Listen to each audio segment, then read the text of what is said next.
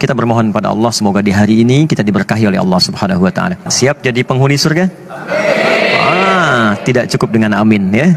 Masuk surga tidak cukup dengan amin, tapi harus disiapkan dengan amal saleh. Karena itu di episode kali ini kita akan belajar tentang satu amalan penghuni surga yang biasa dikerjakan khususnya di waktu-waktu Ramadan. Apakah amalan itu?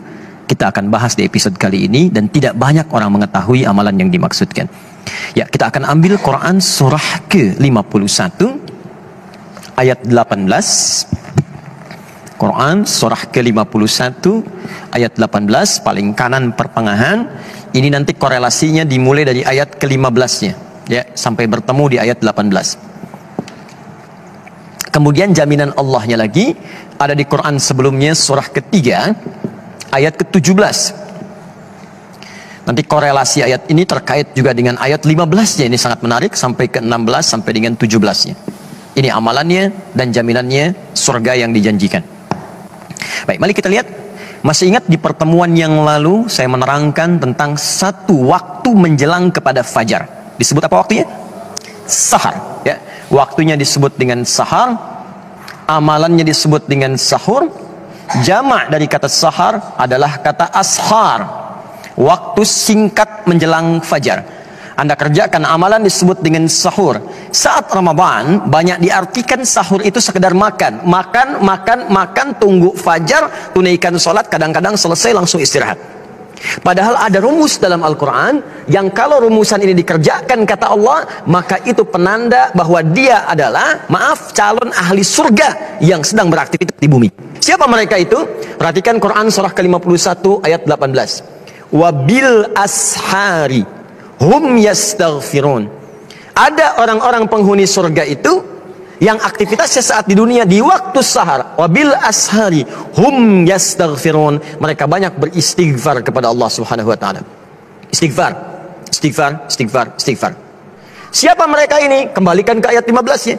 Innal muttaqina fi jannatin wa uyun. Ada orang-orang takwa yang akan masuk surga, surganya spesial. Jadi orang yang biasa istighfar di waktu sahar itu surganya spesial.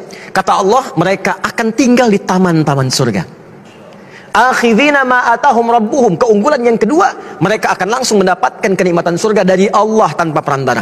Jadi bisa menatap Allah tanpa hijab. Ya, nanti di hari kiamat saat kembali kepada Allah. Nanti ayatnya di Quran surah 75 ayat ke-22 sampai dengan 23. Ya, wujuhun yawma idzin nadhirah. Ada orang yang wajahnya berbinar, gembira sekali. Bukan karena masuk surganya. Ya, bukan karena surganya. Ila rabbiha nadhirah, karena bisa menatap Allah langsung tanpa hijab seketika. Siapa di antara mereka itu?